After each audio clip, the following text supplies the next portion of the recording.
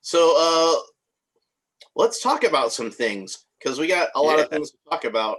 And the first thing I kind of like to talk about is the CW Superman and Lois show and his costume on that, because they just revealed that yesterday. And I gotta say, and I hate to say this because I don't want to be the guy who complains about stuff on the internet, because I got enough of those. But I wasn't that impressed with it. I mean, I didn't think it was like horrible necessarily, but it's an improvement. It's definitely better than what he had on Supergirl. Yeah, but for sure. Kind of my complaint about it was like the Supergirl one was I didn't like the way the collar clasped over the cape clasped over the collar. It looked weird. I didn't like that. Yeah. And I always said that costume would look 100 times better if it just kind of tucked into the collar like how Superman's cape does traditionally. Yeah. And they did that, so kudos to them for doing that. And then they have this thing like Brandon Routh. But then that's the other thing is they got his shirt up like it's a t-shirt collar or something like that. And I don't think that works as well. It's like Superman's collar should be like a little more lowered. I don't know what it is that causes that in my mind, but it I think that it makes him look a little more powerful if you can see a little bit more of his neck. And I don't know why that is. Because it doesn't work when he has the high collar also, the New 52 costume. Yeah. It's like the thing about Brandon Routh's costume is a lot of people the Superman Returns costume. Yeah. Not the Kingdom Come costume, which is awesome. But people always said the emblem was too small, and I think it was like a little on the small side, but I don't think it would have been anywhere near as much of a problem if the collar hadn't been so high and the trunks hadn't been so low, and that just kind of elongated his whole chest. And I don't. It made him look skinny. And the dude's not skinny. He wasn't skinny at the time. He's a pretty buff dude. So I don't quite understand. It did something weird to the silhouette that threw everything off. Yeah. And I kind of think that it's doing the same thing to what's his name, Tyler Hoechlin. I don't know how to pronounce. Yeah, I mean it might be. I don't know. There's the publicity still I saw him. He looked okay. Like he himself looked okay. But some of the set footage I saw, not footage, but set photos I saw, like the ones I'm talking about, it looked like he was wearing a muscle suit. Yeah. And I don't. You could be wearing a muscle suit. That'd be fine. But you don't want to look like you're wearing a muscle suit. You know what I mean? Yeah. So. Well, I already have a problem with the fact that he's cast at all.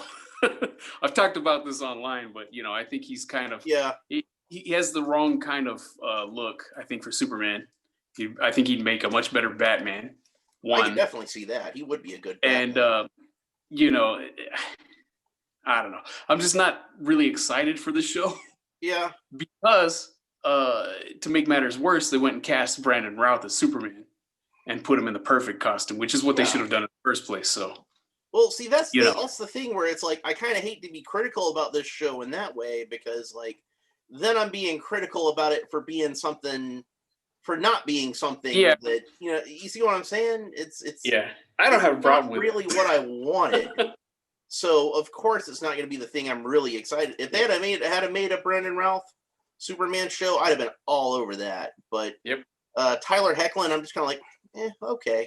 Whatever. I'll give it a shot. I'll watch it. I will give him this much. He's done, from what I've seen, he's done a good job with the role. So I know a lot of people really like him as Superman, and it's like I don't think he's a bad Superman at all. I just haven't been all that impressed with him yet. Like I'm not trying to disrespect the guy. I'm just saying that like he hasn't quite blown me away yet. Maybe he will. Maybe he'll really grow into it. But and a lot of that I don't think is even his fault necessarily, so much as how they handled the character on Supergirl, and they tended to try to build her up by tearing him down a bit. And I generally don't like that when they do that with characters. It's like I don't want to see characters. If you have to tear down Superman to make Supergirl look good, you're doing a bad job of making Supergirl look good. And you should not have a hard time making that girl look good. Honestly. Well, we've talked a lot about this before, and that's part of my problem with the idea of this show is that they've already done every one of her villains, every one of Superman's villains was already introduced as one of Supergirl's villains. Yeah. And most of them, love her. I think she's great. Yeah, she's great. There was no indication that they had any other history before her with Superman. Mm-hmm. They're just like, okay, all of a sudden this guy is. I can't think of any examples. I haven't watched the show in a while. I kind of lost interest away back. But they, there's. It's like what is there left that you can do with Superman that they haven't already done with Supergirl? So yeah. I don't know. We'll see. I know people are excited for it, so I'm not gonna hate on it too much. Like I said, I hope it's good. I really do. So do I. Yeah, he's done a good job with it, but I hope to see more of John Cryer as Lex Luthor because I thought he was really good. So so that's pretty much everything I have to say about that. We can move on to another subject if you like. Sure. So the big Disney announcement. The 8 million Disney announcements. Disney just kept being like, "Oh, by the way, here's one more thing." Yeah. It was like the Columbo of press conferences. Oh, just one more thing. So one of the pictures that I saw was this huge movie theater screen with the titles of all the projects that they've announced. And I can't even tell who was in the picture because she was so small because there were so many titles. Well, I know Fantastic Four was one of them. Fantastic Four, yeah. And I'm a big Fantastic Four fan. Yep. I've wanted to see a really good movie of the Fantastic Four, which we've never gotten. And I think that's really tragic because the Fantastic Four is one of the most important Marvel properties. It's actually like when I was a kid, it was still by that point, like in the 80s, considered to be like the center of the Marvel universe. Yeah. Even more so than the X-Men. The X-Men and the mutant characters kind of stole the thunder in the 90s, but it all started with the Fantastic Four. Right. That's right. They were the beginning of the Marvel universe. Mm-hmm. Kind of part of the reason I started the Facebook group that I started was I felt like, especially at that time, since the comic book had been canceled and that Four-Stick movie was coming out, like I kind of felt like they were starting to fall really by the wayside, and I didn't want to see that happen. So I'm like, the only thing I could think of to do was to start a Facebook group because I'm like, I'm going to be damned if I let the Fantastic Four be forgotten. That's just not going to happen. Yeah. And that was where that came from. And ever since then, Disney bought Fox, and they started publishing the comic book again, and we knew once they bought Fox that the MCU was going to pick it up and do something with it. Yeah. And I kind of feel like the job of the group is done. It's like if I stopped doing the group tomorrow, if I just ended the whole thing, I'd be like, mission accomplished. Yeah. But, people really like that group, so I'm going to keep it going. So, I can't keep up in that group. I mean, I love the Fantastic Four, but, I've always been a diehard DC guy. I just, there's too many people who are experts on the Fantastic Four in that group. So I'm just lurking. That's fine. There's nothing I'm going to be able to tell those guys that they don't already know. But God, what all was, let me see if I can find it on Facebook real quick. What all was there that we had announced besides Fantastic? One of the ones that I'm really excited about was Armor Wars with Don Cheadle. That one kind of surprised me because I'm like, okay, Armor Wars is one of my favorite Iron Man stories in the comic book. Mm-hmm. And I'm trying to figure out how you do Armor Wars, for one thing, just without Tony Stark. And for another thing, without Tony Stark being a secret identity. Right. Because a big part of Armor Wars in the comic book was the idea that, as far as the general public knew, Iron Man went rogue. Because remember, in the comic book, he was supposed to be a guy who worked for Tony Stark. He wasn't supposed to be Tony Stark himself, as far as the general public was concerned. He was Tony Stark's bodyguard. Yeah, so, and Tony Stark actually, in the story, calls a press conference and fires Iron Man. Yeah. because he's gone too far. So, then he winds up faking Iron Man's death, and he becomes a new Iron Man. Yeah. Like Tony Stark hires a new guy to be Iron Man, but it's still Tony Stark. It's just him playing a different Iron Man. It's a crazy story. Secret Identity Inception. So I'm wondering what they're going to do with it. I mean, I kind of figure obviously it's going to be the sort of thing where, it's going to be like how Civil War was just kind of barely like the Civil War from the comic book, and they're going to do their own thing with it, obviously. But I kind of wonder what that thing's going to be. All right, so I found the picture. Oh, I'm sorry. Go ahead. If you read the release, it sounds like what the idea is behind the show is that Tony Stark, somebody gets hold of Tony Stark's tech. Yeah. So there are probably all of his other Iron Man suits. Yeah. And so there are a bunch of Iron Men flying around, and it's up to Rhodey to try to stop. So there's potential there. Who knows what it's going to end up being, but I'm excited to see Rhodey back. Definitely. It should definitely be cool, no matter what. But I found the image with all these projects on it, and some of them are things that we already knew about, but I'm going to go ahead and just read through all of them real quick. You got the Eternals. Yep. Falcon and the Winter Soldier. Not excited about that. I'm not that familiar with the Eternals in the comics. I didn't read a whole lot. We'll find out. Who knows? I'm mainly familiar with Cersei because she was in the Avengers, and that's about the extent of it. Black Knight's supposed to be in the Eternals, and that's Kit Harington that plays Black Knight. So hopefully that'll be cool. You got Falcon and the Winter Soldier, which, me being a huge Captain America fan, I'm all about that. Yep. Shang-Chi. Can't wait. Be cool. WandaVision. That's one I'm really looking forward to. Oh yeah. I'm a big Scarlet Witch fan. Loki. I'm really looking forward to that one also because I'm a big Loki fan. Doctor Strange. Awesome. I love Doctor Strange, and Sam Raimi's directing it, so it should be interesting. You got What If. Speaking of Hawkeye. Yeah, once we go through this, we're gonna go back and talk about that Fantastic Four movie. Yeah, definitely.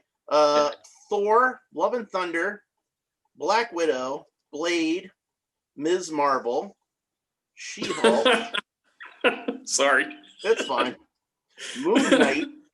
Moon Knight, yeah. Captain Marvel 2, Secret Invasion. Secret Invasion. Yeah, we got to go back to that one. Yeah, Ironheart.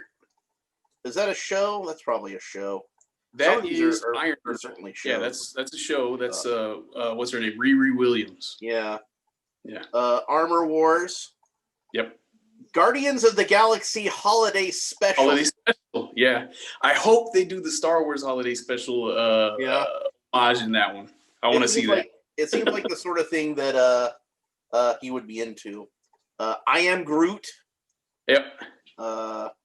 Quantum Mania. Ant-Man 3. Ant-Man 3. Is that what that says over it? Because it's kind of hard for me to make out on the thing. I kind of figured it was an Ant-Man thing just because of, quantum. Yeah. So, Fantastic Four, Black Panther 2, and I guess that's it.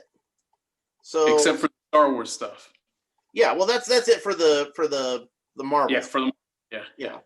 So out of all those, I think Fantastic Four is obviously the one I'm most excited about. Because like I said, I've wanted to see that for a long time. There's a lot of good stuff there. There's a lot of stuff there that's based on the newer stuff, and I don't care so much about the newer stuff. But if they can make it good, I'll be all about it. As long as Doctor Doom has a green hooded cloak and silver armor with a face mask, I think we're good. if they get Doctor Doom right, be the big bad of the he could be like the Thanos of the next wave of Marvel movies. Build up to his big scheme. Galactus, that'd be another one. So this Fantastic Four opens up a whole world of stuff they can do. Yeah. So the director, did you read the part about the director? I know I read who the director was, but I'm drawing a blank on who it was now. It's Tim Watts. Okay. He's the guy who's directed all the Spider-Man movies for the MCU. So I think that's a really good fit because the feel of those Spider-Man movies, to me, I think is what the Fantastic Four movie should be. Well, and beyond that too, I feel like there should be like a really strong connection between Spider-Man and the Fantastic Four. Definitely. So that's definitely a good thing. Yeah, so I was pretty excited for that. Casting is going to be key. Honestly, I think the most important thing, if Marvel were to come to me and be like, look, we just want the opinion of a guy who's read the comic books his whole life. We just want to know, the average fan, what do you think we should do with the Fantastic Four? What I would tell them is, we the fans have waited so long, and we deserve this, and you owe it to us. Yeah, I'm going to be that. I'm going to be that guy that's like, no, you owe us. This time, you really do owe us. Right. I know sometimes they're like, well, we don't really owe the fans anything. Well, you owe us this. We deserve a really good, fully accurate Fantastic Four movie. We've seen like so many Fantastic Four movies where, like, you know, the Roger Corman movie actually did try to be pretty faithful, but they were hampered by having a budget of like $12 and a piece of string. You know, there was a lot of studio interference in all the Fox movies, and especially the last one. And the last one, the director clearly had no interest in following the comic book at all. Yeah. We deserve a comic book accurate Fantastic Four movie. And when I say comic book, I mean Stan Lee and Jack Kirby, that Fantastic Four. You know, talk about owing us. They made a Fantastic Four movie that nobody wanted to see. Yeah, nobody wanted that. Forget about owing us. You owe the legacy of Stan Lee and Jack Kirby. This was there. You go. This is the thing that like that started the whole thing, and it deserves, and the world deserves to have that translated into a feature film. Yeah. And like I said, I kind of felt like the Roger Corman one got about as well as it could. If you did something like that, but you actually put the money into it, you could make a perfect Fantastic Four movie. Yeah, like that's all the right elements. It had Dr. Doom that looked like Dr. Doom. Yeah, So, you know, I've seen like cosplay of Dr. Doom, like people that make costumes at conventions and things like that, and it looks amazing. And it shouldn't be that hard to do that as a movie. You know, hell, take one of your leftover Iron Man armors and spray paint that thing silver and just make a new mask and put the cape and tunic over it. Call it a day, man. Should be easy. You know, but Dr. Doom, he's a character that I feel like he needs to be big and broad and over the top. Don't try to do a realistic version of Dr. Doom. That does not work. They tried to do that in the last 3 movies, and it fell flat on its face. At best, like the versions of Dr. Doom we saw there would have been like, you know, a pretty good Lex Luthor. Yeah. Well, worst, it was like, you know, a guy who looked like he was covered in melted trash bags. They would have been a pretty good Jesse Eisenberg Lex Luthor. I'll give you that much. No, not that one. Oh man. So, but yeah, like, you know, it's you hear people keep talking about like they want to see like John Krasinski play Mr. Fantastic. I'm 100% fine with that. I'm fine with like Emily Blunt also being the whole woman. You know, they're my top choices for those 2 characters. I won't say there aren't better choices out there. But you know, if they can get those 2 as a pair, I think we're good to go. Yeah, and like, you know, like I don't know, he might be too old at this point, but somebody like Zac Efron is who you would want to be the Human Torch. Yeah. And like I said, he's probably a little old now because I think like he's in his 30s by this point, isn't he? Yeah. And you probably want somebody who's about the same age, or at least physically resembles the same age that Tom Holland is, because they should be contemporaries. Yeah, for sure. Johnny and Spider-Man. So, and then the Thing, like, you just need a dude who can come across as a tough guy. And, easy. You know, if there's any character that you could do a race swap to, it probably should be the guy who turns into orange rocks, because then it doesn't really matter. Nobody can complain about that. Yeah. Right. But I mean, like, if they wound up, say, casting Terry Crews or somebody as the Thing, I don't think anybody would mind. So, as long as he's orange and not like, gray or whatever color that was, and brown, tan, or like, he should be orange. He should definitely be like, maybe not bright, obnoxious orange, like traffic cone orange, but like, I was gonna say the actor they cast for the Human Torch should probably be the guy that they would have cast as Flash Thompson if they knew what they were doing in those movies. Yeah. Actually, the dude who played Flash Thompson in Amazing Spider-Man, he would probably be a pretty good Human Torch. He's probably too old now also, but... Yeah, I'm trying to remember who that was. I don't... He wasn't a name actor that I recognized anyway, but the look of him... I think he is now, though, but yeah. Is he? I don't know. He doesn't matter anyway. Yeah. I'm gonna feel like an idiot if somebody comes back to... he won like 5 Oscars and was in like, the biggest hit movie of all time. Oh, what? I don't know. He was in Avengers Endgame. Okay. Oh, whatever. Well, then he can't play the Human Torch because he always played somebody in the MCU anyway. That's their rules, not mine. I didn't come up with that idea. If you can be the Human Torch and then be Captain America, you know. But he's the Human Torch in a separate continuity, so right. Just like Michael B. Jordan is the Human Torch in a separate continuity, and I'm sure Jay Underwood is just sitting by the phone, being like, "I'm sure they're going to call me." Yeah. They're not going to leave me out. I'm like the last Human Torch that hasn't been to the MCU yet. So. Okay, I looked him up. He's a nobody. Okay. Chris Zilla. All right. Yeah. Well, I mean, he got to be in a Spider-Man movie, so his acting career is definitely more successful than mine. So he would be a pretty good Human Torch. So, but yeah, it's He was in Piranha 3 Double D. Oh, okay. And Shark Night 3D. Well, so pardon me.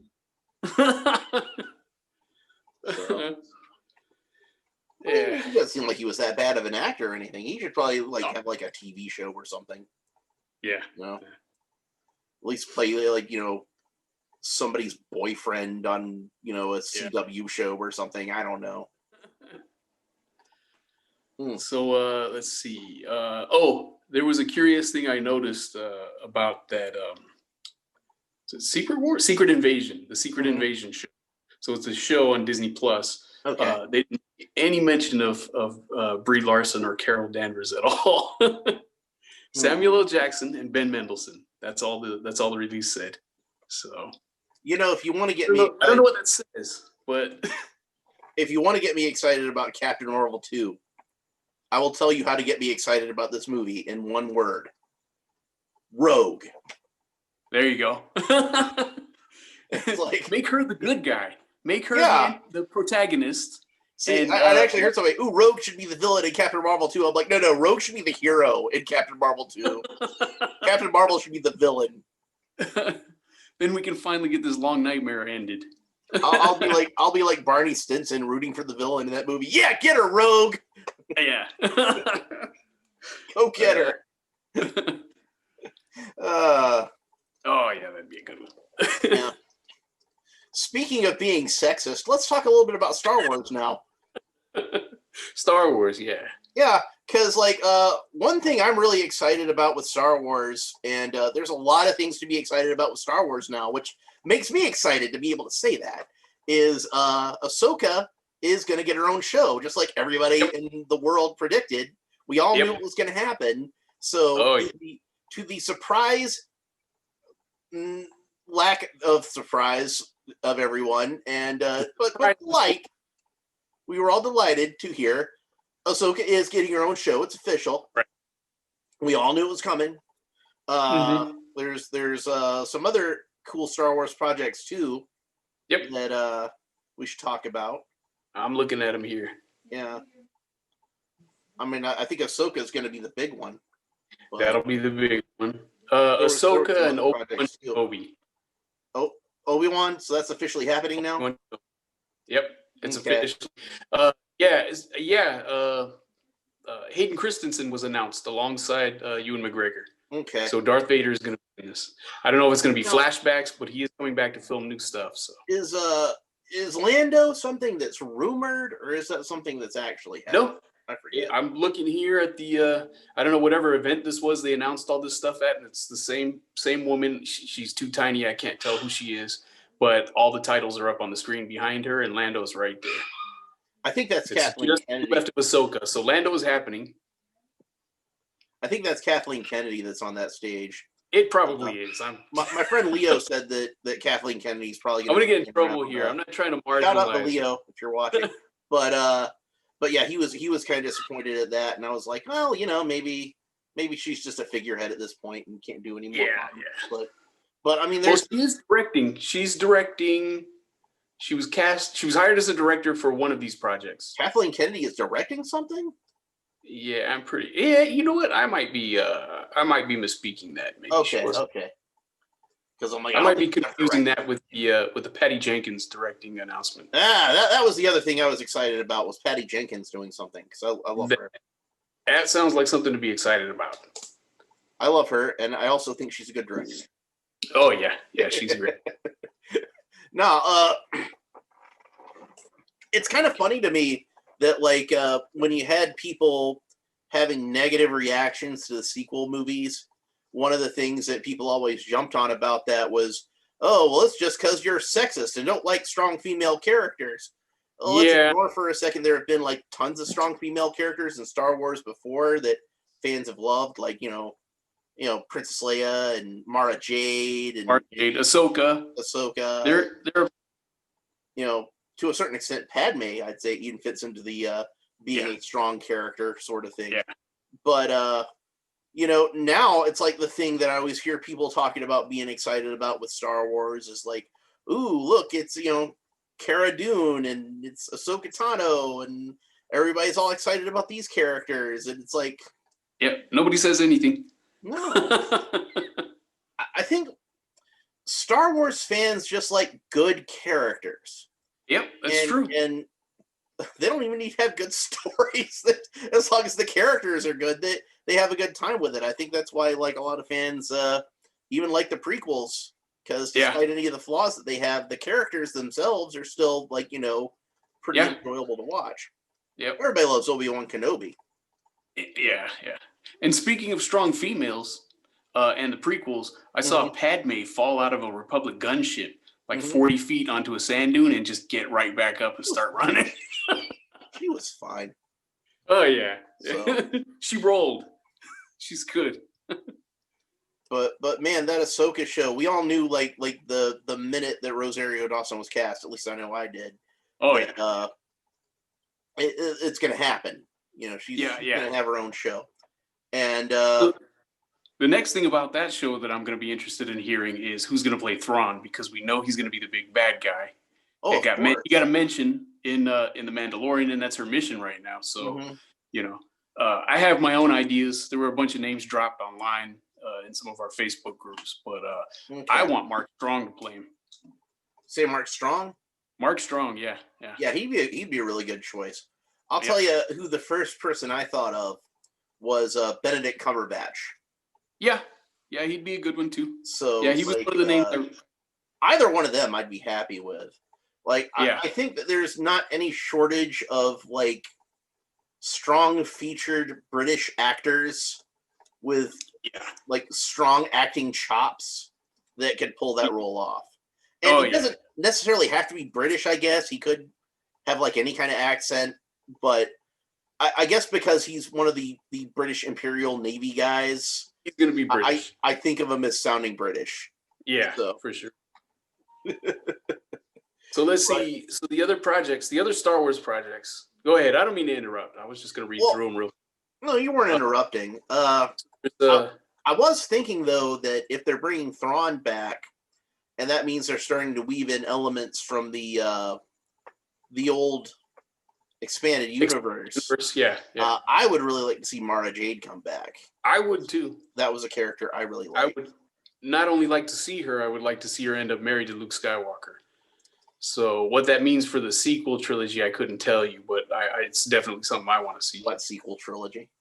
That's what it means as far as I'm concerned. I'll tell you, they dropped the ball with that, man.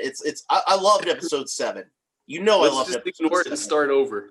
but episode 8 was where they dropped the ball, I think. And yep. And I know a lot of people that actually do love that movie. I've got friends of mine that it's, one of their favorite Star Wars movies, maybe even their favorite Star Wars movie. But, like I've told you before, like I don't really, maybe it is a good movie in terms of quality filmmaking or whatnot. But I think in terms of being a part of the Star Wars trilogy, that's where it failed.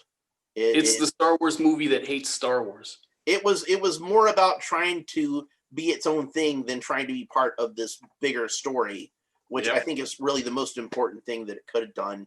And that's where you had a lot of your problems. I'm pretty sure that the idea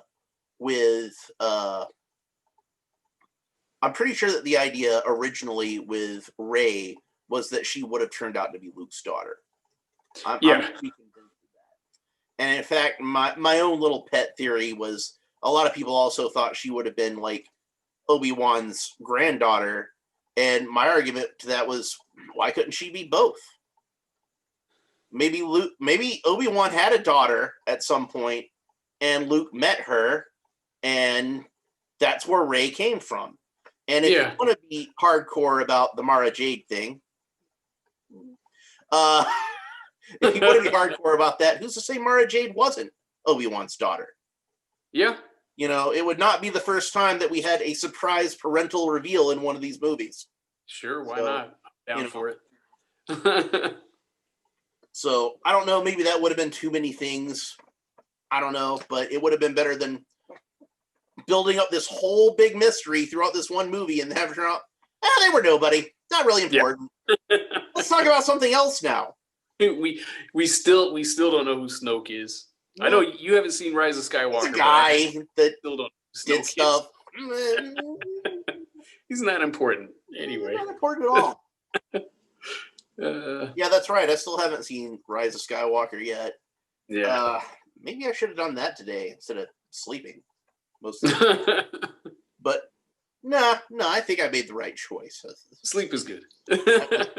So, but yeah, like I'll watch it eventually. I'll get around to it. Just haven't gotten around to it yet. It's just the fact that there's a Star Wars movie that I'm not excited about seeing. That just makes me sad. Yeah. But whatever. There are things worth seeing in it. Yeah. Probably. I didn't say that you have to see. I said things worth seeing. I'll see it eventually. Yeah. Eventually. But like I don't know, man. It's the thing is that they're building so much cool stuff right now, and I'm looking at it and I'm seeing all this stuff that's making the fans really excited. And I said on my own Facebook wall, I think it was after the last episode of The Mandalorian I watched, maybe the one before that, maybe it was the one with Ahsoka, is that like really The Mandalorian is the only thing that Star Wars had, at least up until this point where they announced all this stuff that people are excited about. Mandalorian was the only thing that had people excited about Star Wars and looking forward to the next thing, was looking forward to the next episode of that show. The Mandalorian and Baby Yoda are carrying the Star Wars saga right now. Yeah, for sure. I honestly feel like the sequel trilogy kind of killed it pretty bad, and Mandalorian came along and it is trying its best to fix it. I don't think it's fixed it 100% yet. Yeah. But it's at least fixed it to the point where people have some kind of hope. Yeah. And, it's like, here's the thing about Star Wars. Yeah. For me. Yeah. So I was kind of born and raised on Star Wars. I remember seeing, it wasn't opening night, but it was within the first month. I was 3 years old, and I remember seeing the original Star Wars. Yeah. Its first run. And so I've always kind of been a diehard. I sat in front of that TV glued to the holiday special when it aired. Mm-hmm. And I talk a lot of trash about the prequels, but honestly, there's evidence of me online going out of my way to defend it. The prequels. So even though I see the flaws, I could defend the heck out of them. Well, the thing about Jedi kind of killed that for me. They finally made a Star Wars movie that I actively hate. So the thing about the prequels, though, is that, like, I think, like, kind of the idea of the storyline of the fall of Anakin Skywalker is strong enough, it's compelling enough that even though there's some clumsy dialogue and some kind of, I'm gonna be honest, some hacky things that happen in those movies. Yeah. Like, I think people kind of forgive them, especially at this point, kind of forgive them. And just like the people who are fans of that movie are fans of it because they like the things about them that they like. And the things that they don't like, they're willing to either tolerate or completely turn a blind eye to. Yeah. Now, I was pretty sure going into episode 1 when I saw it that I won't say I thought it was going to be a bad movie, because I didn't think it was going to be a bad movie. But what I did think was that it wasn't really going to be a Star Wars movie I was interested in watching. It wasn't the Star Wars movie that I wanted.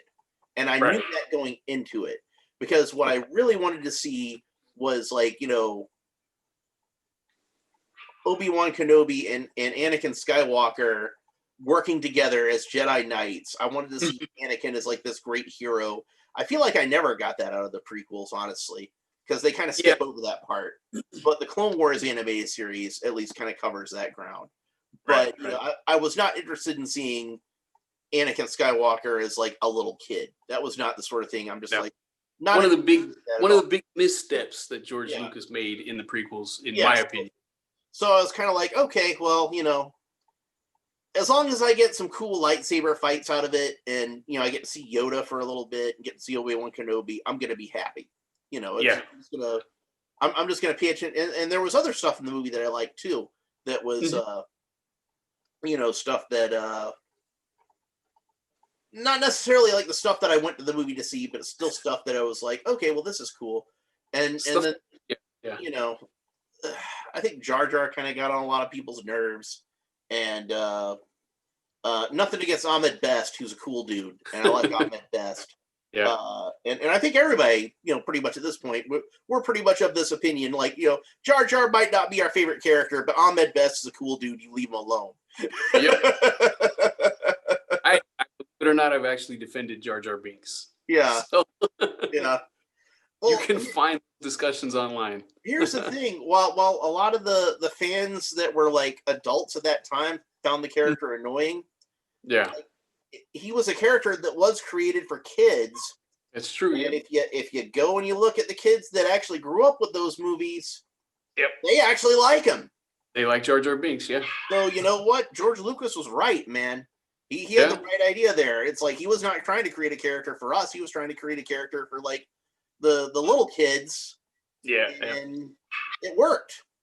On that level, it totally 100% worked. So kudos to you, George. You were right about that, and I was wrong, man. Yeah.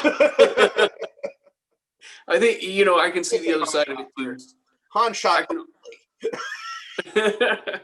I can argue against Jar Jar also, but I do see the positives of the character.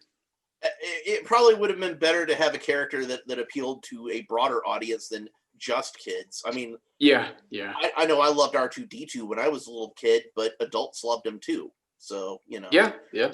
Honestly, I mean, that's a whole other discussion. But I would have used C-3PO and R2 in that role. Yeah. So I honestly feel like one of the failings of the prequels and the sequels is I feel like that C-3PO should have had a bigger part in all of those movies. Oh yeah, for sure. Yeah. Maybe not the ninth one, because I haven't seen that yet. He might have had a bigger part in that for all I know. But a little bit should have a bigger part in 7 and 8. Mm-hmm. I'll say that 100%. Like he was set dressing in episode 7, so till the very end of the movie. he was such an important character in the real Star Wars saga. So he should have been an important character in any sort of sequels they wanted to make. Yeah, for sure. Speaking of Star Wars: A Droid Story. Okay. I'm not sure if I'm just looking at the picture here, so I don't know if that's a series or a movie or what. I honestly don't know, but I mean, maybe we'll get some C-3PO and R2-D2 adventures. There's got to be another press release around here somewhere. So I know a lot of these Star Wars projects we're talking about are Disney Plus shows, like obviously Ahsoka, gonna be a Disney Plus show, and the Lando thing they're talking about, I'm pretty sure is a Disney Plus show. That's a Disney series. Is there anything that you've seen that they have announced is actually going to be intended to be a feature film? Rogue Squadron. Okay, so that actually is going to be a feature film. That's a movie, yeah. Okay, so that's cool. I would like to see another Star Wars feature film in the theaters. So I think that's a good way to go. I'd like to see a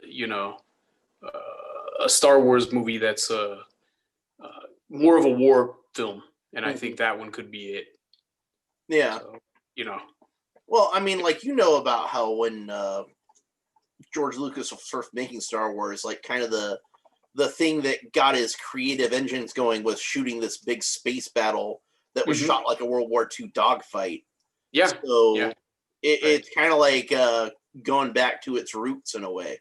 He's a fan of the genre. He did Red Tails, which I still haven't seen, but so I'm kind of hoping that that's what Rogue Squadron turns out to be. Yeah. We actually see, these big. That's why that movie exists, is so that we get those big space battles again. I heard a story about how the studio just kind of wanted to not do that at all in the first Star Wars movie, and they're like, "Oh, we rescued the princess from the space station. That should be just the end of the movie." And Lucas is like, "Oh, the whole point of it is to have the battle. Like that's yeah." That was the whole thing that got him started in the first place. So of course he's gonna have that, Yep. Yeah. So anything Patty Jenkins is gonna do, I'm gonna be interested in watching because for sure, yeah. He gave me Wonder Woman, so I do love me some Wonder Woman. So I'm really excited about Wonder Woman 84. Yeah. That's not Disney related, but I really can't wait. I'm hoping to see it in the theater. We'll see. I will go see it in the theater if there's a theater around here that's going to be playing it. Yeah, on Christmas Day. Like, I know a lot of people look down their nose at like somebody who would go, "Oh, how can you go out of all this?" Well, I haven't been to a movie in like several months. Yeah. Like at that point, it's going to be almost a year since I've been. To the movies. I've missed going to the movies very much. So this is a movie I've been looking forward to for a very long time. And yeah, I'd like to go and see it in the theater if I can. If I have that option, I'm going to do that. And, of course I'm going to be, as safe as possible as you could possibly be while going to any public event like that. Right. I don't even know what kind of precautions like the theaters would take, I'm sure they would have blocks of seats roped off and things like that. They had the theaters had been open here. I know they had been open. I didn't get to go anything. The last movie I saw in the theater was Sonic the Hedgehog. It was the last thing I saw in the theater. Yeah, so I honestly don't know, but I'm imagining that they're only selling so many tickets, and they probably do have seats blocked off. So they're as safe as they can be at this point. Yeah. And I'm ready to go back to the theater. Yeah. I need to see something really good. And if I have to see Wonder Woman 84 at home, I will, but I'd prefer to see it on the big screen for the first time. I mean, I've got HBO Max, so that's the option that's open to me. And, kind of hope it'd be sort of the movie where, like, I'd go to see it in the theater and it's so good I want to watch it again immediately. I'm like, hey, I can actually do that this time. I can go home and watch it on HBO Max right now. Yeah. Which is, I'm pretty sure, is exactly what I would do. Mm-hmm. Go to the theater, watch it, come back home, watch it again. I mean, like, I'm a huge Wonder Woman fan, like, of the character in general, going back to when I was just, like, a really little kid and watching, like, Linda Carter on TV and Super Friends. and things like that. And I had like the doll of like the Barbie doll type of Linda Carter as Wonder Woman, and Wonder Woman fashion doll. Yeah. And she had like the little outfit you could change her into Diana Prince and everything like that. And so it's like I'm old school as far as that goes. So I'd been for years wanting to see a Wonder Woman movie, and when they finally made one, I was ecstatic with it. And Gal Gadot was just so great in the part. Like, you know, I didn't think they'd ever have a Wonder Woman that could compete with Linda Carter at all. And here's one that, like, you know, I kind of feel like she's just as good.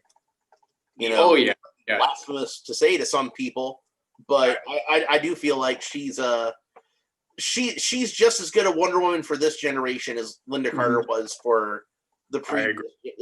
Like you know, I don't know if they could play the Wonder Woman in the separate time periods as well as the other, you know what I mean? But but for now and for then, they were both the perfect person to play that character. Yep, I agree. Zack Snyder has more than his share of detractors, but I don't think anybody can argue that he didn't get Wonder Woman's casting right. I don't think there's, you know, I had my choices, but you know, I didn't even know who Gal was at the time, and having seen her, you know, he made the right choice. She was perfect for the part. I knew her from The Fast and the Furious. Yeah. And I was a fan of her from those movies.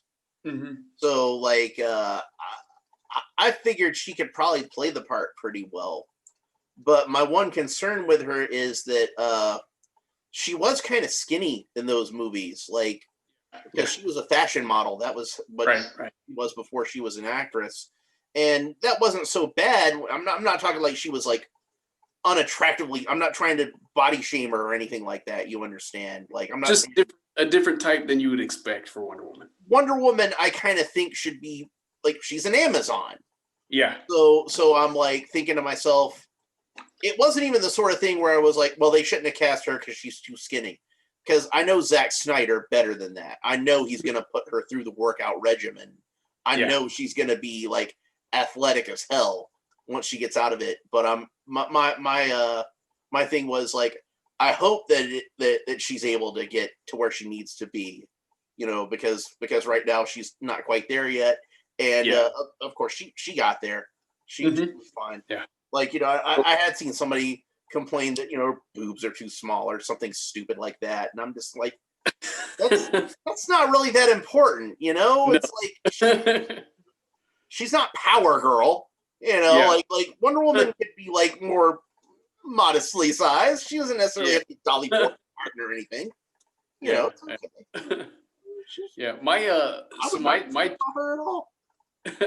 My choice for the role was had always been Gina Carano, who's playing Cara Dune on The Mandalorian now. So and she was already fit, and but you know, she was one. I wanted to see her play Wonder Woman. I still want to see her play Wonder Woman, honestly. Yeah. I think what they ought to do, what would be really cool, is if they're going to do a multiverse thing where they're having different actors play different versions of different characters kind of thing, go ahead and do a New Frontier live action movie. Yeah. And that would be amazing. And that way you could have like 1950s versions of all these characters. And Gina Carano would be absolutely perfect as the New Frontier version of Wonder Woman. You couldn't have a better actress than that. Yeah. Like, at all. And God, I don't even know who all else I'd get for that movie. But you know, I would probably want somebody for Superman that would be like a George Reeves type of Superman. You know, I think a lot of times when they cast Superman now, like the shadow of Christopher Reeve is a long one. So they all want to have a Christopher Reeve type Superman, but I kind of feel like for New Frontier, go back before that, do your George Reeves type Superman.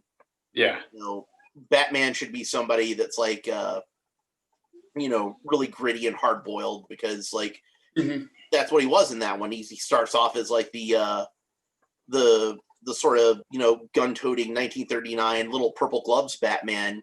Yeah. And he kind of evolves into like an Adam West Batman towards the end of it, when he's got Robin and he's got the brighter colored costume. And I liked in the animated one where like Superman says to him like, "You got a new costume and a sidekick?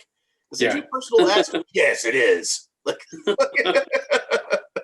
I know I know at this point who you definitely would not cast as Batman. But yeah, maybe that's another topic for discussion later too. Are we gonna talk about Robert Pattinson? Well, we can if you want, but all right. So yeah, for the sake of this discussion, yeah, and this is something you and I have discussed many times. This is well trodden ground, but for the sake of anybody out there that's watching this that doesn't know, I'm not too keen on it for a number of reasons. And number one, he was in Twilight. I'm kidding. That's not the reason at all. Okay, let's go ahead and address that particular elephant in the room. Yeah. I don't give a damn the dude was in Twilight. Yeah, no. Like it has no bearing on what I'm saying whatsoever, as far as I'm concerned. He's a great actor. He's been in a lot of other movies that I have appreciated. A little bit of bearing on why I think it was a mistake to cast him, because I do think it's something where it would cause him to have baggage that he's carrying into the role. I think that a lot of people actually would have a hard time accepting him just because he was the guy from Twilight. But there's a huge segment of the audience who, as soon as they heard he was cast, was like, "Guy from Twilight? I'm not watching that." Exactly. It'd be kind of like the thing with Michael Keaton when he was cast, and people were like, "Because Mr. Mom is Batman." Yeah, right. But at least with Michael Keaton, you had other things you could point at and be like, "Well, look, he was in, there was There was no internet back then, but I remember the headlines in the tabloids, and they did mention Mr. Characters. I think the problem with the movies that Robert Pattinson's been in is that like nobody's really seen those as far as like the general audience goes. Right. Like, most people who have seen those are people who watch a lot of independent movies anyway. Yeah. So not known as an action star. Yeah, exactly. Not that I'm saying he can't do that, because I'm pretty sure it's he's got it in him to do it. It's just that nobody's seen it before, and the only thing people have to rely on when you hear that he's been cast as Batman is that he's been known for Twilight. So yeah, that's the only thing. That's the only thing he's been in that everybody has seen. Yeah, at least with Michael Keaton, there were a few other things that everybody had seen at that point where you could be like, yeah, okay, it's not just Mr. Mom, but if somebody's only seen one Robert Pattinson movie, it's definitely a Twilight movie. Yep. But somebody specifically is going to mention The Lighthouse, and I have seen it. It was fantastic, and he was great in it. And I heard he was really good in that one. He was really good at it, yeah. So and Willem Dafoe's in that one, so I'm going to start watching it eventually because I'm a huge Willem. Yeah, Dafoe yeah. By the way, Willem Dafoe is the guy who always should have played the Joker. I'm just going to say that. So I was like, I'm still pissed he hasn't played the Joker yet. Oh, I was the guy that I was like maybe like 12 years old when they were actually making the movie, and Willem Dafoe was the dude who was like, that's the guy that needs to play the Joker. That guy from Platoon. He would be an awesome Joker. And then they cast Jack Nicholson in the Joker, so I'm like, okay, I guess. When you have an actor the caliber of Jack Nicholson, and I'm just kind of like willing to grudgingly accept him as a second choice. Yeah. That shows you how strongly I feel about this Willem Dafoe thing. But Nicholson was great. I don't want to say I love Jack Nicholson as the Joker, but I'm not trying to dismiss it. But there was still always that thing in the back of my head where I'm like, man, Willem Dafoe is the Joker. That's awesome. And then I just came across a post in my Facebook memories that had a picture of Willem Dafoe that somebody had photoshopped as the Joker, and it would have been perfect. Oh, I love it. It's still not too late. Go ahead and get him to be in the Robert Pattinson one. That might get me excited about that movie, actually. Yeah, go see it for him. Sure. So again, you and I have discussed this many times, but for the sake of this video, I'm going to go ahead and say it. The thing that made me be like, okay, screw Robert Pattinson. The thing that made me be not excited about it was that interview that he gave where he was like, oh, I'm not going to work out for the part, then you're part of the problem. James never had to work out to play any of his roles. I'm not going to do it either. And I'm just like, okay, dude, just go away then. I don't know. Like, that's where I've completely lost interest now in seeing. He obviously has worked out. I've seen the photos of him, and he's in pretty good shape. But just the fact that he wants to antagonize fans is a problem to me. Yeah, and that's stupid. I don't care if he was trolling or not. That doesn't make any difference to me. The thing is he didn't have the kind of commitment that I feel like the role of Batman calls for. Yeah. Because Batman is a character that is all about passion and commitment and 110%. Like Ben Affleck, say what you will about him as an actor. Maybe he's not like the greatest actor who ever lived or anything, but he is a dude that when he got cast as Batman, he was like, all right, I'm bringing my A game. And he worked out like a madman to get him. He was happy to be Batman, to the best shape of his life so he could play this part. Yeah. And Robert Pattinson can't even be bothered to pick up a kettlebell. You know, how am I supposed to be last time we talked about it playing Batman at that point? Last time we talked about it, I mentioned that my problem with Robert Pattinson is that he thinks Batman should be proud to be played by him. It should be the other way around. Yeah, I could definitely see that. So you know, it's the sort of thing like I'm not trying to say that like I hope the movie's good. I really do. I hope the movie's good. I hope he does a good job in the part. But I'm just not excited about it yet. No. I would like to have a reason to be excited about it. The only thing I'm excited about is Zoe Kravitz playing Catwoman. And even perfect casting. Costume they had her in looked garbage. I know it's just supposed to be a prototype costume, but to me, Kyle is somebody who would never wear something that makes her look like garbage. So I kind of felt the same way about Joker, about the Joaquin Phoenix movie. Okay. Where I had a feeling it's probably going to be pretty good. Joaquin Phoenix is an awesome actor. I'm a big fan of his. I knew he was going to be great as the Joker, but I just didn't see any reason for the project. I wasn't excited for it at all. And then I saw it, and now, you know, it's I would probably put it on the list of my favorite movies. Yeah. It was just that good, and it was perfect. Now I get it.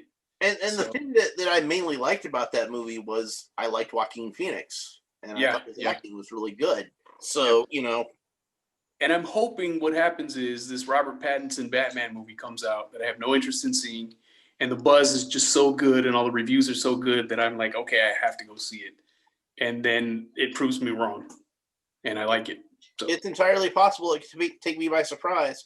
My one thing is that, like, would I have rather seen that than a Ben Affleck Batman movie? Absolutely not. No. I would much rather like Batman movie. So it's like that's something like I can't really wrap my head around. Is that like I could have had a Ben Affleck Batman movie and instead I'm getting this, and that's probably another reason why I'm having a hard time getting excited about it. Getting back to the Superman show, it'll still happen on HBO Max. Yeah. You know, I'm betting we're just a few months away from an official announcement on that one. Yeah. Maybe even less. Yeah. People might even need to see the Snyder Cut before they decide that, you know, this is good enough. We got to do an Affleck Batman movie. So getting back to that Superman show, that's the same kind of problem I have with that is that, you know, we could have had a Ben Affleck Batman movie, and I would much rather have had that. And then on the same token, we could have had a Brandon Routh Superman TV show. They already had the perfect Superman there, and they decided to go with the other guy instead. And it's just like, and see, that's another reason I'm having a hard time getting excited about it, because it wasn't the one that I wanted. Yeah. Those, you know, the wrong kid died kind of things. Just like,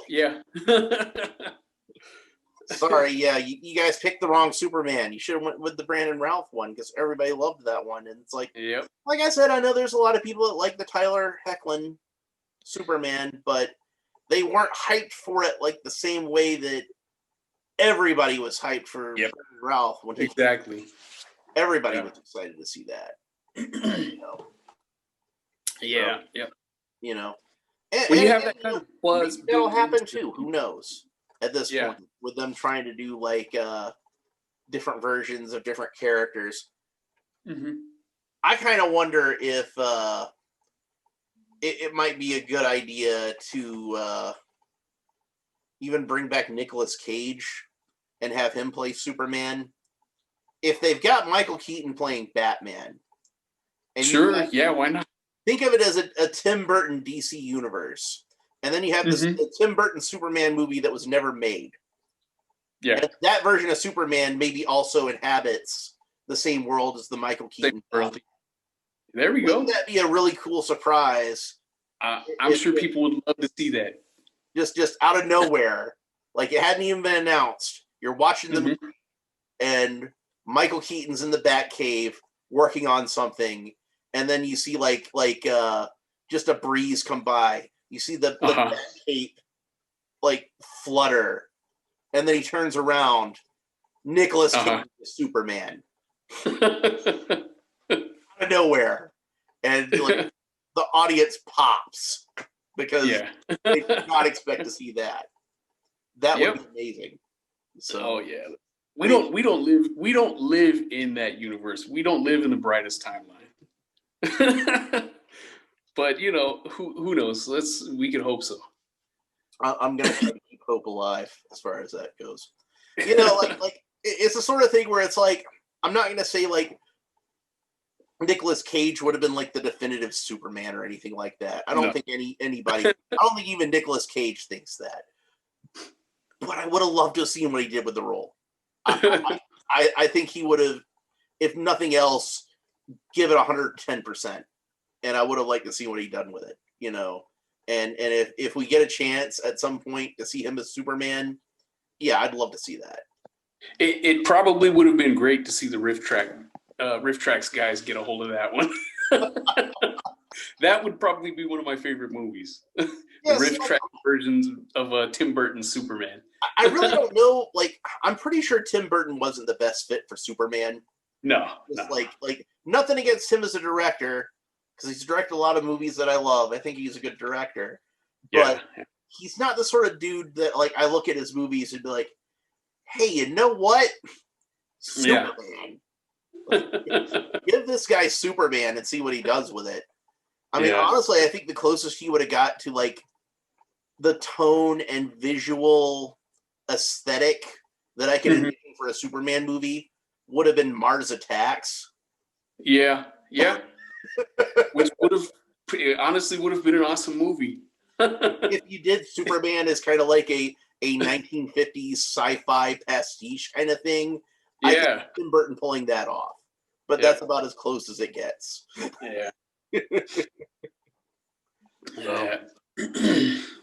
But yeah, man, like what a crazy time that was. And I was following that on America Online.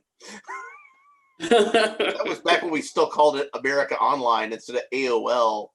Yeah. And, you know, before now what I think the kids call AOL, which is what the hell is AOL? So, but yeah, it's we're going on the message boards and everybody posting crazy rumors about it, and like at some point Tim Allen was supposed to play Lex Luthor, and I'm like, the Home Improvement guy? Okay, whatever. I guess we'll see. And Kevin Spacey was rumored for it, and you know, well, he would actually be pretty good. He actually did get to play Lex Luthor. He actually would be pretty good. Yeah. Wasn't, but he was good. He was good. You know, with what he was given to work with, he was a good Lex Luthor. I would have liked to have seen him play Lex Luthor instead of playing Gene Hackman playing Lex Luthor. There you go. I think that would have been. I can honestly say that even with him being kind of like persona non grata and deservedly so, but he's still a talented actor. I think he would have been good. I just wish that he weren't like you know, a complete and utter scumbag in real life, so I could still his acting performance. That dude actually used to be one of my favorite actors, so that was really sad. Same here, yeah. So, you know, great in The Usual Suspects. I could probably can't. None of them are coming to mind right now, but I could probably name a dozen of his movies that I really enjoyed. He was one of my favorite actors too, but clearly the guy has issues. Yeah.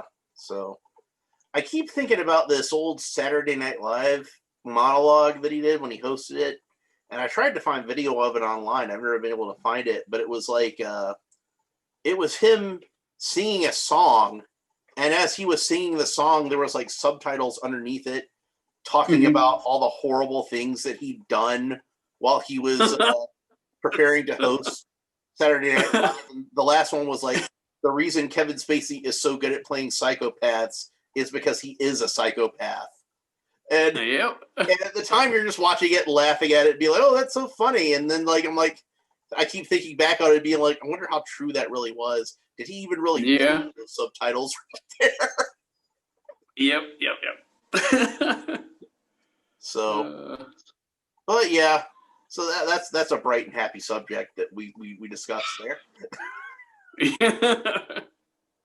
What else do we have on the agenda? What's some other stuff that we need to discuss? We covered Marvel shows. We covered there are probably other Marvel shows we can talk about. They actually dropped the trailer for Loki and Falcon and Winter Soldier. I haven't watched them yet, so I can't comment on them, but I'm looking forward to seeing those. All right, and we talked about Bucky before and how I was never a fan of him until he was in the movies. But I love Falcon. I'm a big time Falcon fan. Oh yeah, and I'm looking forward to the show. And there was what else? What else we got? Trying to look for that.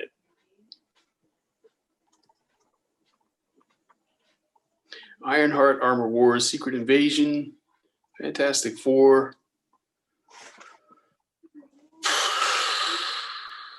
I see something here about Tim Roth playing Abomination. I don't know where. He's going to play him again, so that's cool. I didn't see any of those that was like specifically like a Hulk oriented. I mean, I guess you could put him in really anything you wanted to. Yeah.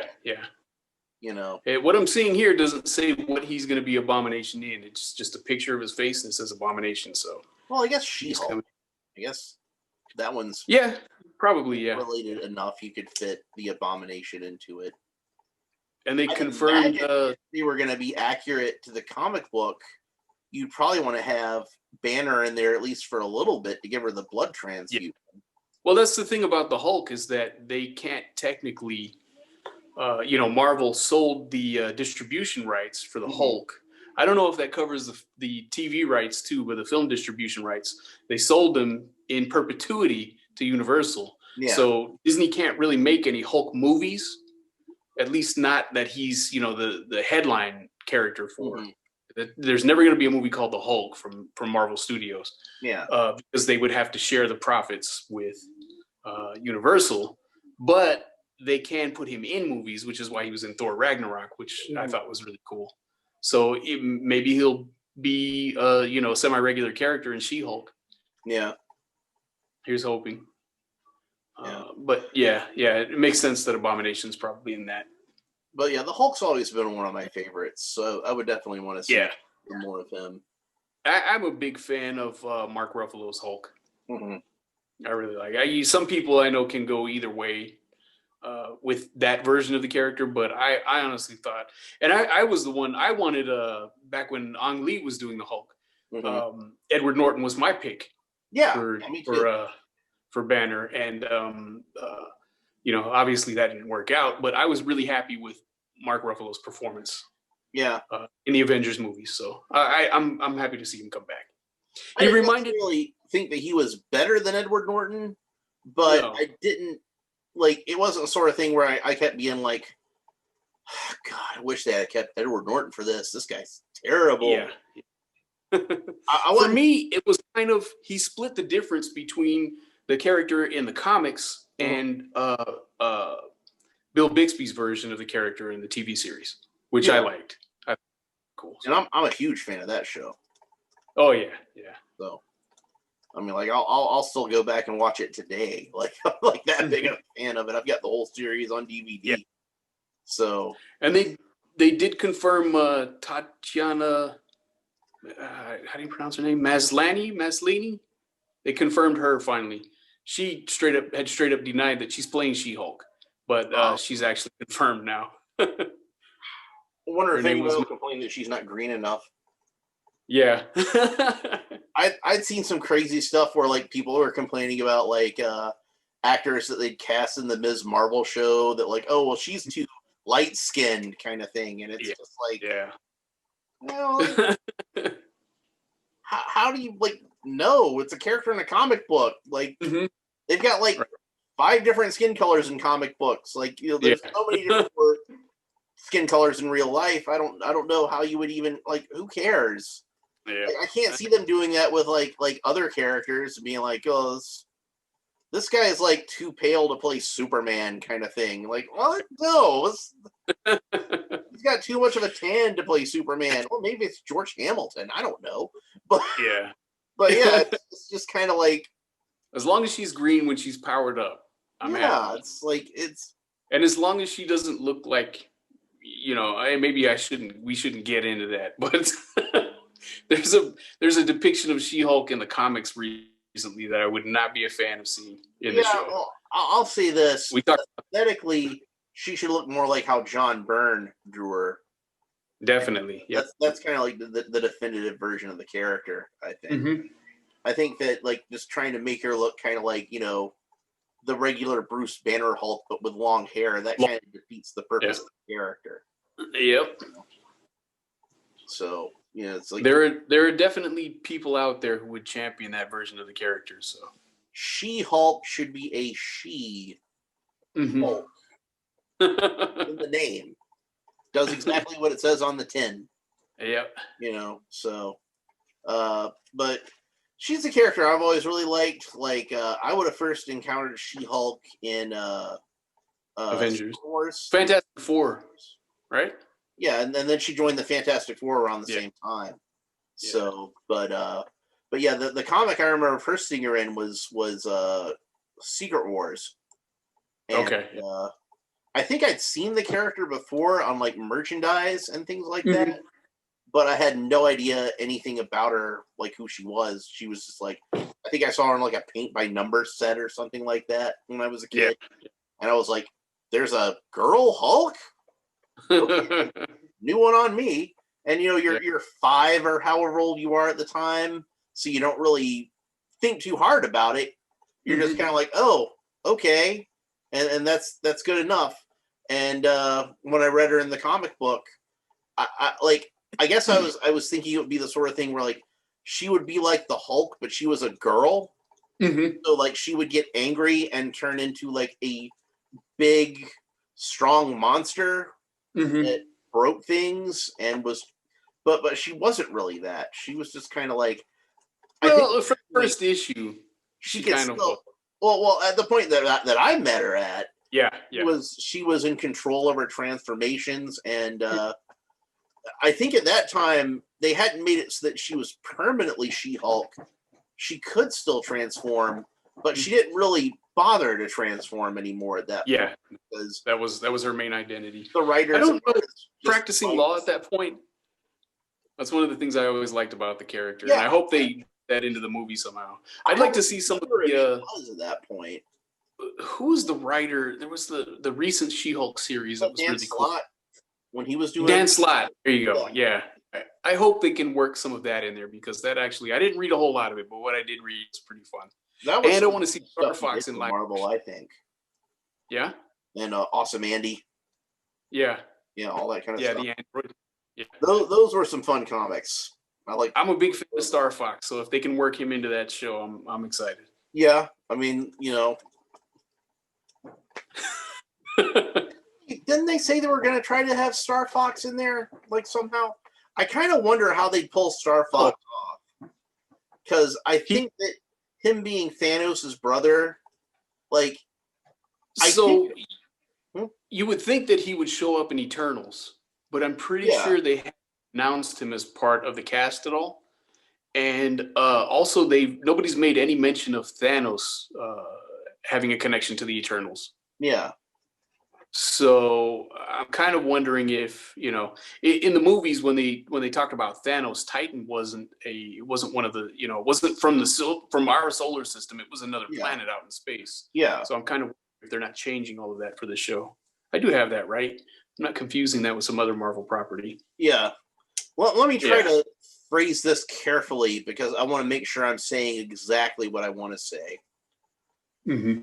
I think that if you had a guy who's supposed to be Thanos' brother, but he just looks kind of like a normal ginger human being like you would see on Earth. I think that's the sort of thing that the studio would think would confuse the average audience. That's going to take too much explanation, And I don't necessarily think that would confuse the average audience. I think you could just have like the sort of thing where it's like, oh, I'm his half brother, and call it a day. But the studio would think that, But the studio would think, oh, well, that's too complicated. You have to explain all this kind of like blah blah. And the studio thinks that we're a lot stupider than we really are.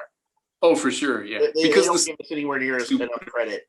And I say that as like somebody who thinks that most people are really stupid also. But the studio thinks that people are even stupider than that. Yep. So, it's. So I kind of wonder if they had Star Fox in live action, would they even bother with having it be Thanos' brother? I'm gonna guess probably not. Because you could easily ignore that aspect. You could still one of the Eternals, which I kind of think fits in with what their plan is going to be anyway. I think it's going to turn out that Thanos is not an Eternal, so. Yeah. So. But, they made a lot of changes to Thanos to bring him to the silver screen anyway. Like, he wasn't in love with death anymore, for one thing. Right. So, for anybody watching that's not familiar with the comic book, Thanos in the comic book was actually in love with the literal personification of the concept of death. The Lady Grim Reaper. Yeah. Yeah. I'm not saying that he was in love with, like, just with the idea of people dying. I'm like, no, there was a physical manifestation of death, and he was in love with her. So, yeah. He wanted to throw open her cloak and literally bone the Grim Reaper. Yeah. Ironic. They left that part in movies. Yeah, it's like maybe that might have been a little out there for the general audience. That might have been a little too much for them at that point in the Marvel universe. I don't know. So, but yeah. So there's so I guess what I'm saying is it wouldn't surprise me if they made some other minor alterations with that sort of thing, like like how Star-Lord's dad was a completely different character in the comic book. I don't even remember that guy, but he wasn't Ego. He wasn't Ego in the comics. No, definitely not. He was Star-Lord's dad. He was a character that hadn't existed before, right? Yeah, I mean, he was just a character that was just made up to be Star-Lord's dad. So yeah. There wasn't. I don't think any kind of great mystery about him or anything like that. I could be mistaken. Yeah. But I don't think Ego he had never had a human form in the comics either, had he? He was just always a planet. Yeah, like not that I don't remember him ever having like a human form per se, but he could form. The way I remember it, he could form like in the rocks and trees of his planet. So like if somebody were actually on the physical planet, like he can manifest himself through it. Like but he wasn't just like a big face on the planet all the time. That was something that like he communicated through it or something like that. That's as I remember it. I could be remembering it wrong though. So in a way, I guess the Kurt Russell version is pretty accurate to that idea of the character. Yeah. But just kind of like if anything, what they did with Ego in Guardians of the Galaxy 2 was I think of it. I don't know if I should say the perfect way to go about it, but it was definitely a very good way to go about it. It worked. Yeah. So, and I liked them. I appreciated them making him Star-Lord's father, even if it wasn't accurate. So I'm never going to complain about Kurt Russell being in a movie. No. That guy's like one of my favorite actors, like of all time. Yeah. So it's like I'm always going to be happy to see him. Yeah. So, yeah. I just watched the Christmas Chronicles 2. Yep, on my watch list. And I just keep thinking to myself, man, it's like he's such a great Santa Claus. And it's like he wouldn't be the first dude you would think of to play Santa Claus, but somebody thought of casting him as Santa Claus, and it turned out to be. So good one. If I can pry my kids away from the video games for an hour and a half or whatever, I'll try to watch it sometime this week. So, I mean, like, do they even like watch shows, or they just play video games all the time? It's video games, and they watch crappy YouTube videos about people just talking about nerdy stuff. Losers. Yeah.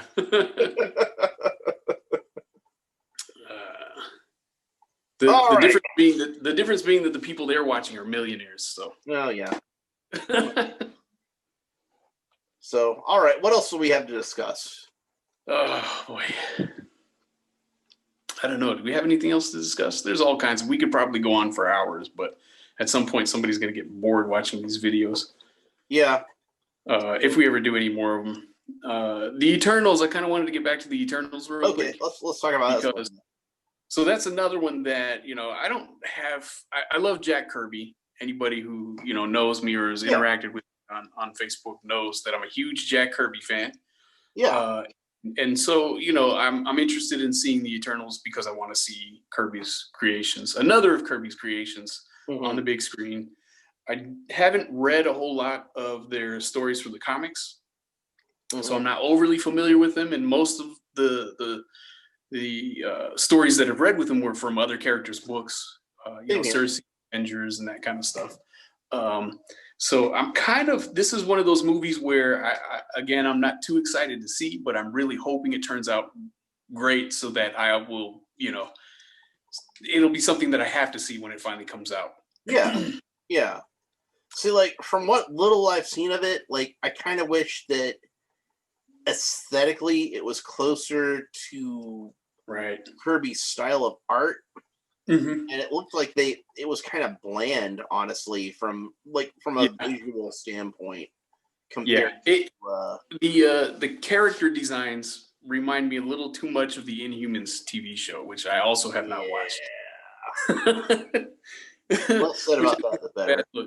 You know what? And this is a thing for me too. I've always wanted to see Kirby's his visual style translated directly to the movie screen.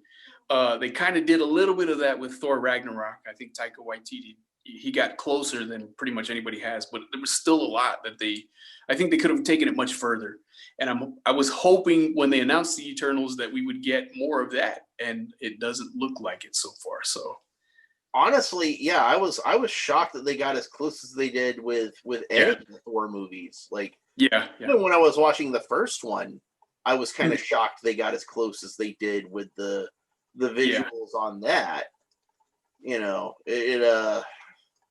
There's a certain I try to describe Kirby's work, but it's one of those things that you really can't put in words, so I can't really explain, I don't think, how I think they failed to get that across, but it's definitely a thing for me. I've always wanted to see Kirby crackle in film, and I don't think they may have tried it, but it didn't come across noticeably enough that I was like, okay, that's Kirby crackle.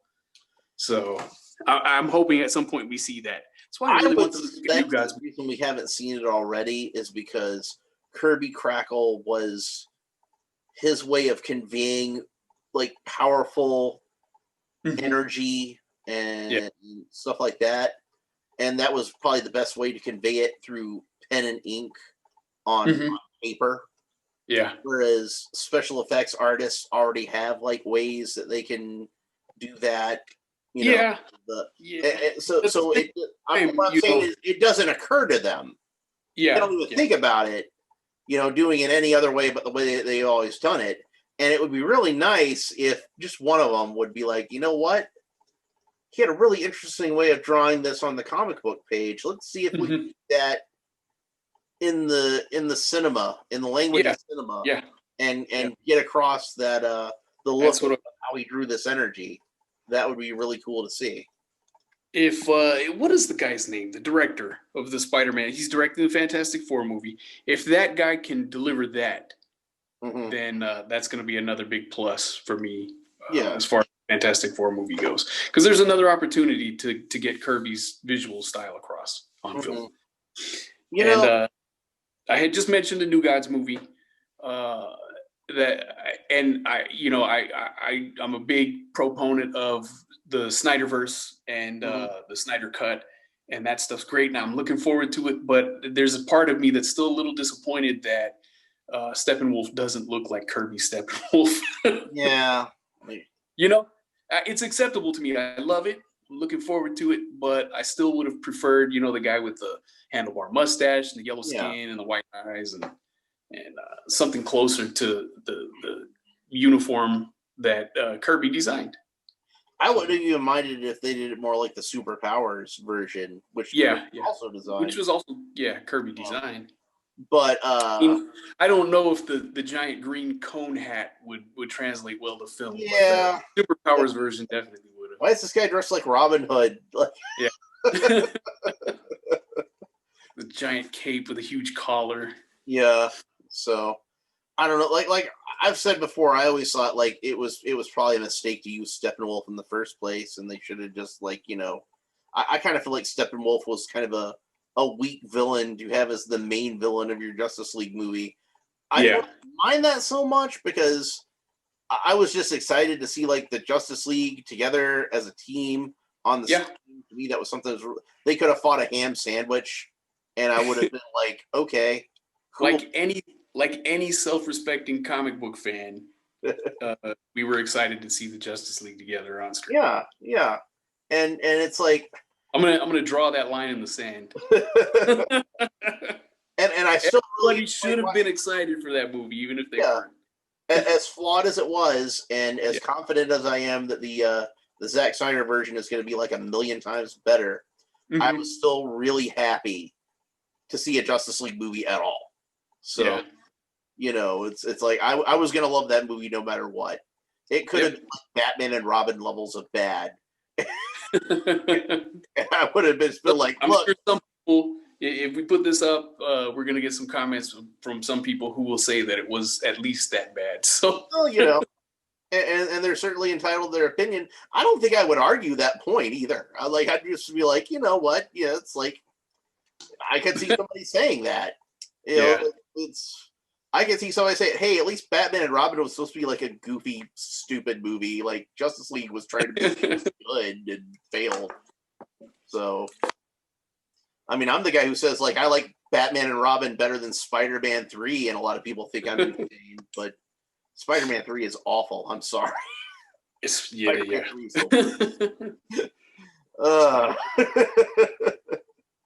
Very few redeeming qualities in that one. That is a topic for another time. Justice League. What was I going to say? People are going to have their opinions about it, but people also need to realize that opinions can be wrong. So, of course. I'm not saying it was the best movie ever, but it was the Justice League on the big screen. Yeah. I'm hyped for the Zack Snyder cut. I'm hyped. I am. Yeah. I can't wait to see that. I've been excited to see that for a very long time now. Oh yeah. And I can't wait. I think it's I know it's coming out in 2021, but I don't remember exactly when. They were saying possibly in the first 3 months. Sometime in the first 3 months. So we'll see. That would be great. Like I think like maybe the smartest thing they can do is when Wonder Woman 84 drops, then they go ahead and say when the actual release date is. The next thing to look forward to. They could add a little stinger right before the Wonder Woman credits. Yeah, exactly. So, Patty Jenkins did say there's going to be an after credit scene. On Wonder Woman 84. I guess it's possible it could tie into Justice League, couldn't it? I hope so. So, but yeah, it's I'm kind of wondering how much like of Wonder Woman 84 would fit into the world of the Snyder cut of Justice League versus the world of the Joss Whedon Justice League, or if it would fit into either one at all, or just be. Well, I mean, it's going to take place decades before, so yeah. So I mean, like it could go any number of ways. Yeah. Just like honestly, like I'll probably just sit back and enjoy it for what it is, but yeah, it's something I'm kind of curious about, Mm-hmm. Yeah, it's one of those things where I'm like, well, I guess we'll see where it goes then, won't we? Yeah. So I'm really interested in seeing, how the whole 1984 part plays into that universe. mm-hmm. I mean, because obviously it's a direct sequel, but Batman had never seemed to hear of Wonder Woman when she showed up in Dawn of Justice. Yeah. So he had never. I don't know. It's kind of hard to explain what I'm trying to say. She shows up and he didn't immediately say, "Hey, you're Wonder Woman. I remember you from back in the 80s." So it'll be interesting to see how that plays into that universe. It makes me wonder, like, how well known of a figure that she would have been. Yeah. And if she was like some kind of famous figure that everybody would have known, like maybe there's like some kind of time travel or memory wipe element to it. Yeah. Makes people forget about her. Well, we just got like a couple weeks before we find out, but Steve Trevor in it, and we saw him die back in World War I. So, and that's another thing is that like in Batman v Superman and Justice League, it's kind of established that part of the reason Wonder Woman hasn't been around is because like when Steve Trevor died, it was just kind of like her moment of just like, fuck it, whatever, and just kind of like just kind of she withdrew from society. Yeah. I think that was the implication. Yeah, and if that's the case, then how does it happen? Wonder Woman stuff in the 80s now, so how does that fit into it? But honestly, it's the sort of thing like I can forgive a certain amount of artistic license as far as that goes.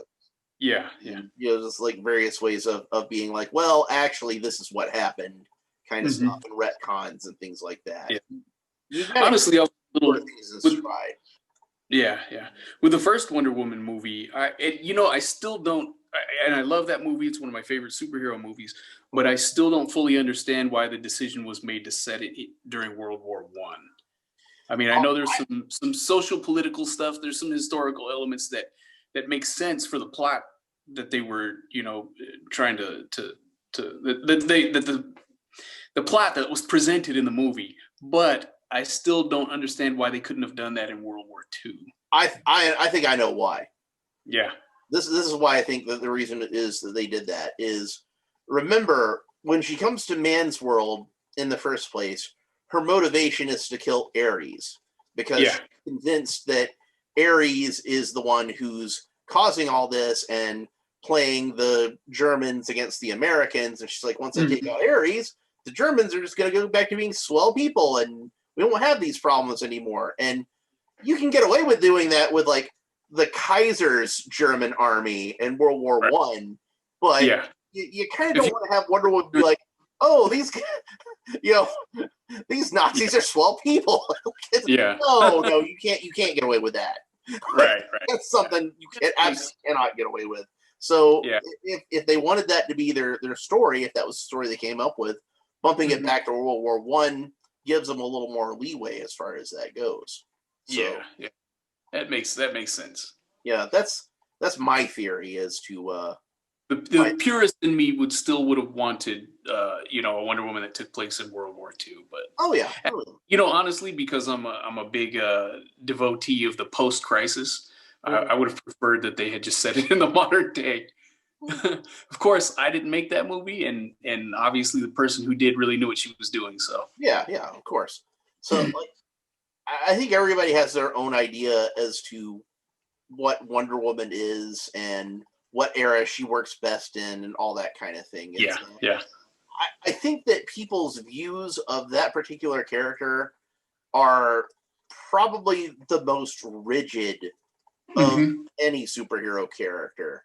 Like, people tend to be kind of fluid on how they view Batman, and tend to be able to accept and reconcile different versions of it. You know, like how I love the Adam West version of Batman, but I also love the Michael Keaton version of Batman, and I love the Batman animes, and all these are like completely different from each other. Yeah, but they all still feel like Batman to me. I kind of feel like Wonder Woman fans, for the most part, don't really do that. They have one version of Wonder Woman they glom onto, and that's their version of Wonder Woman. Yep. The further you get away from that version, the worse it is. Yeah, so if you're a hardcore devotee of Linda Carter's version of Wonder Woman, she's always pretty much that's Wonder Woman for you. Yeah, and I think that's how that works. Yeah, I don't know why people view the character that way, but I think that's how that works. So I wonder if it has to do with the fact that she's never had a lot of media representation. She hasn't been in a lot of movies and TV shows. Yeah, that's entirely possible. Yeah. So people aren't really open to other takes on her. Like I remember seeing like an image that somebody made where it was just like every Batman actor from like Lewis Wilson on to whoever would have been the most recent Batman at the time. I guess like Christian Bale or somebody. Christian Bale, probably. I think I know Superman from Kirk Allen all the way to Brandon Routh kind of thing, and Linda Carter. Yeah. It didn't even include Kathy Lee Crosby. No, it didn't have Kathy Lee Crosby in there. It didn't have even if it was a thing at the time, it didn't have from the TV pilot. Adrian Palicki. Adrian Palicki, yeah, that's who it was. And she's about as well cast for Wonder Woman, in my opinion, as Tyler Hoechlin is as Superman. I was happy that show got canceled before it hit the air. But anyway, I thought her acting was pretty good in that, but I also thought that the character she was playing wasn't really Wonder Woman. No, I guess that'd be where my image of Wonder Woman is way too rigid. But the thing that killed that pilot for me, the thing where it's like, there were a lot of things in it where I'm like, I don't know about this, but whatever, I'm willing to let it slide. The thing that really killed it for me was where the thug was in the hospital bed, and she takes the magic lasso off her belt. She's got to get information out of him, and she puts it down, and then she starts torturing the guy. And I'm just like, there are so many things that are wrong with this scene. I don't even know where to begin. If I had a week, I could look at everything that's wrong with this scene. Yeah. But the main thing being, like, Wonder Woman shouldn't torture people. Oh, yeah. I'm going to start with that. Wonder Woman just shouldn't torture people.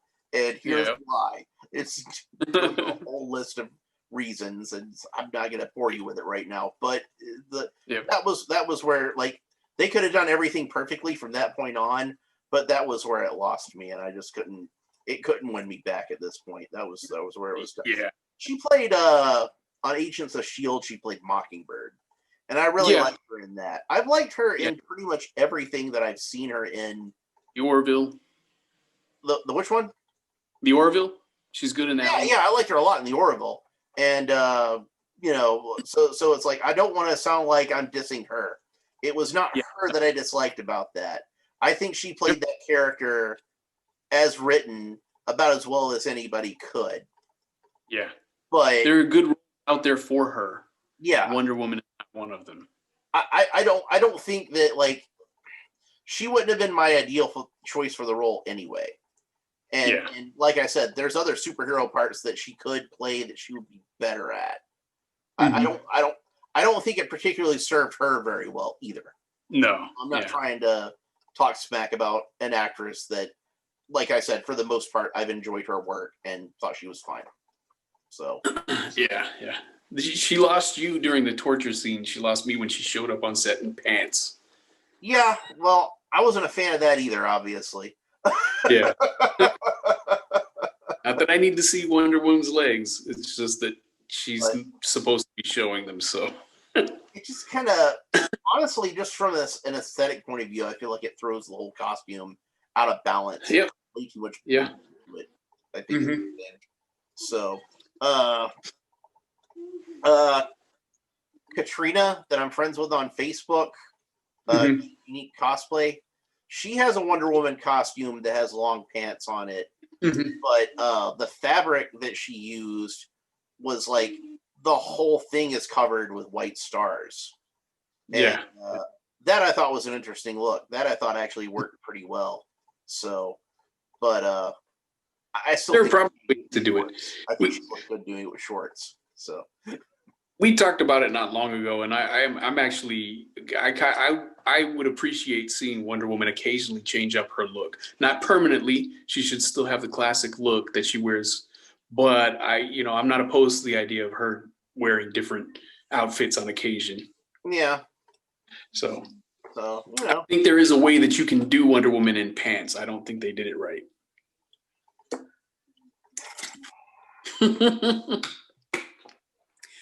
At this point, I think it's just kind of ruined for me, and I don't. Yeah. So, Katrina does it well. That's gonna be. Yeah. But yeah, anybody who's watching it doesn't know who I'm talking about. Check out Geek Unique Cosplay on Facebook, and you'll see what I'm talking about. She does good stuff. I like her. So. See, how are we looking at on time here? I don't know. When do we start? I have no idea. Like a thing to see how long it's been. It still says it's recording, so that's good. Because I can pause and stop recording, so that's good. So I guess I need to figure out a way to send this to you. Yeah. And I'm not sure how to do like an email. In case we can't edit this, we should probably talk about how this is really just the test. And hopefully we can get better at it. This is all just us kind of spitballing and figuring out the best way to do this. Yeah. So a lot of it's just me kind of languishing on the couch. So yeah, I kind of like to, I'm in the bathroom right now. I'm not going to do a panning shot, but I'm sitting against the bathroom door. Nobody's knocked on it yet, so maybe we haven't been too for it. So yeah, I'm far away from the toilet, so. But I guess we can wrap this up, and I'll see if I can send this to you somehow. Sure. Yep. Let's do it. What would be ideal is if there's actually a way in the Zoom for me to just send the video to other participants in the chat. That would be something that would be good for Zoom to have on there. But of course, as we found out, there are a lot of things that would be good for Zoom to have on here that it doesn't. So. So, all right. Well, let me go ahead and let you go, and I'm going to try to see if I can figure out how to do this then. Okay. Yep. All right. We'll talk to you later. Yep. Good chat. Bye.